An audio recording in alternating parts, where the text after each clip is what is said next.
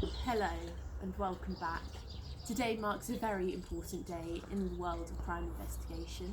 We have uncovered who killed Victor Frankenstein. So, over the last 3 weeks, I myself, DC Wright, have been interviewing all 6 suspects for the investigation. I'm just going to go through a few quotations of what our suspects said. So, Jane Eyre, her motive. I loved Victor, but he didn't love me back. He told me he was wedded to his work. I was devastated. Bob Cratchit, he said, Victor was a good man. He lent me money when I was desperate, but then he told me he wanted it back and I couldn't pay. Bob Cratchit's motive. Hamlet's motive. That dog Frankenstein insulted my mother. How dare he? I tried to start a fight with him and he punched me on the nose. The charlatan. Crooks. Crooks said, Frankenstein was blackmailing me. He wanted me to dig up bodies for his science experiments. He disgusted me. Lady Macbeth.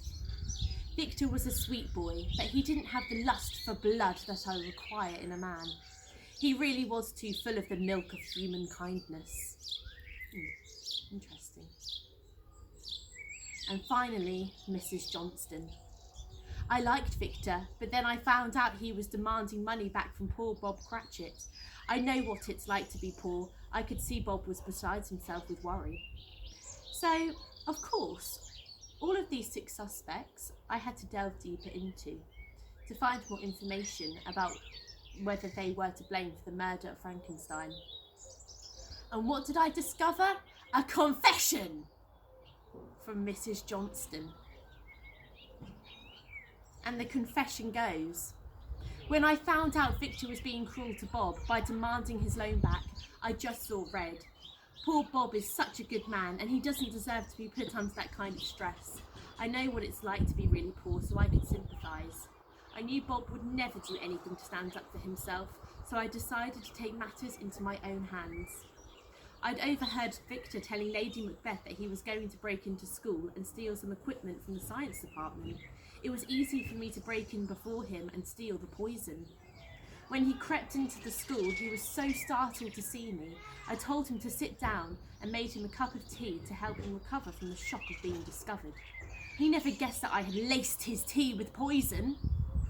I'm not sorry I did it. Now poor Bob and his family can manage, and Victor's horrible science experiments will never see the light of day. It's the best thing for everyone. So, well. We have discovered the culprit of the murder investigation, and it was Mrs. Johnston. Thank you so much, investigators, for investigating this crime with me. You have made my life so much easier, and I really appreciate it. We were triumphant. Over and out, DC Wright.